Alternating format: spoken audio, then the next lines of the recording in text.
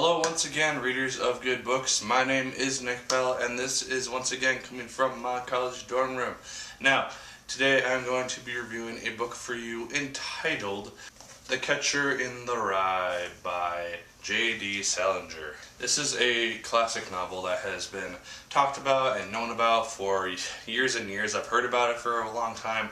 I haven't read it until now, so this is my fresh opinion, and we will get right into it. I'll be briefly talking about the end of this book after the credits to this video, so stay tuned for that towards the end of the video if you want to see my thoughts on the ending. So jumping right into it, the main character of this novel is a boy named Holden. He is about 18 years old, I want to say, and he goes to this private prep school called Pell, and he has been to numerous prep schools, all of which he has flunked out of because he doesn't really give a damn about school in general.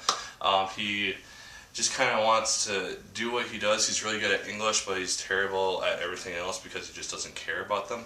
So he kind of bounces from school to school. He has just flunked out of Pell, and we start out the book with him on his last night in Pell.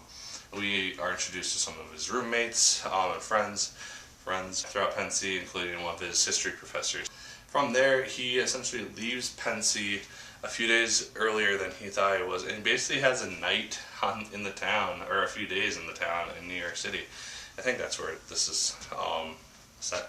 It's just a very interesting book because it's not like anything I've ever actually read before, because it doesn't have like a set plot, like something that he's starting for. It's just kind of the daily occurrences that he goes through during these few days in which he is kind of out on his own. Nobody really knows where he is. No, he doesn't really have to deal with any sort of responsibilities or authority figures.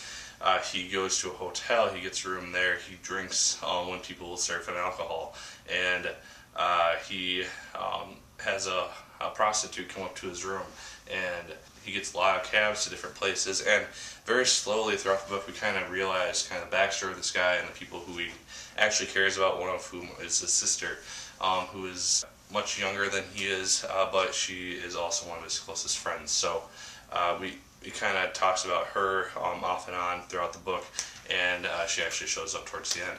Just reading this book, I felt like I could personally relate to Holden a lot more than I was really expecting to, because it's this guy who, towards the end of the book, he wants to go out and just leave and go out west, start fresh, and just do whatever. And I personally have had those same types of thoughts. I've wanted to just pack up, leave everything behind, and just go somewhere where nobody will know who I am and just start anew.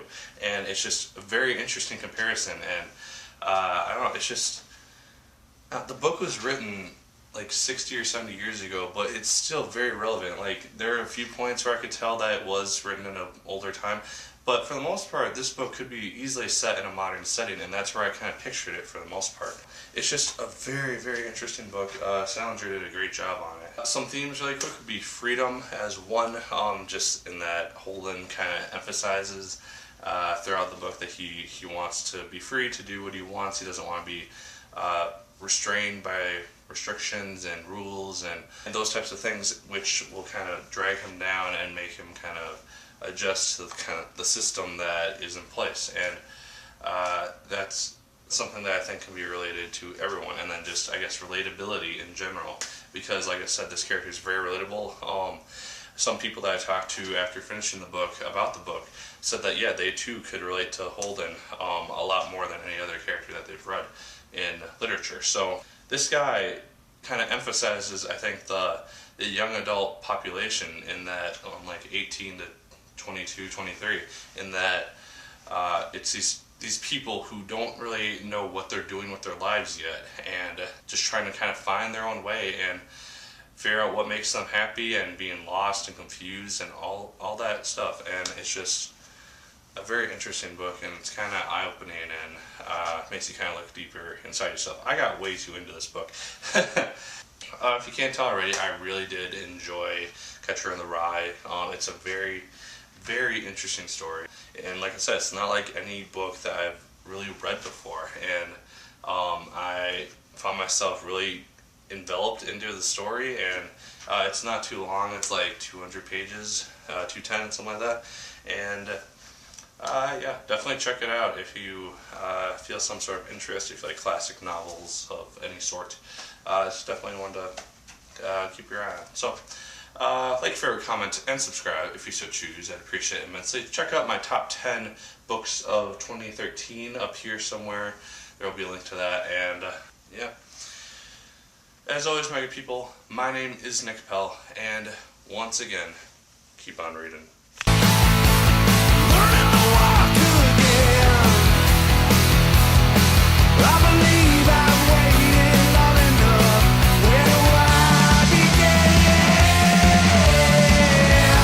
If you're watching this, you want to see my thoughts on the ending to Catcher in the Rye. Now this is going to be very, very brief. So the book gets towards its ending point when Holden goes to visit his sister in his family's house in the middle of the night.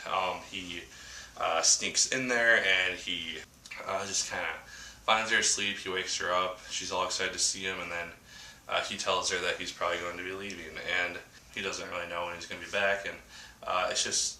yeah, that happened, and his sister is like hurt by this and all that type of stuff. He goes to his one of his old teachers' houses, I think, or a family friend or something, and spends the night there. And this is where it gets a little bit weird, in that we don't really know what was going to happen because Holden wakes up before anything actually does happen.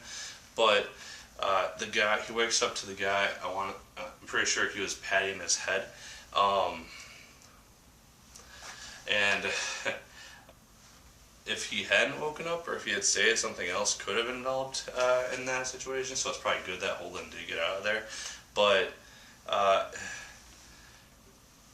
it was just a really weird thing. Yeah, I don't know if that was kind of a thing that happened in the 1940s, 30s, whenever this was written.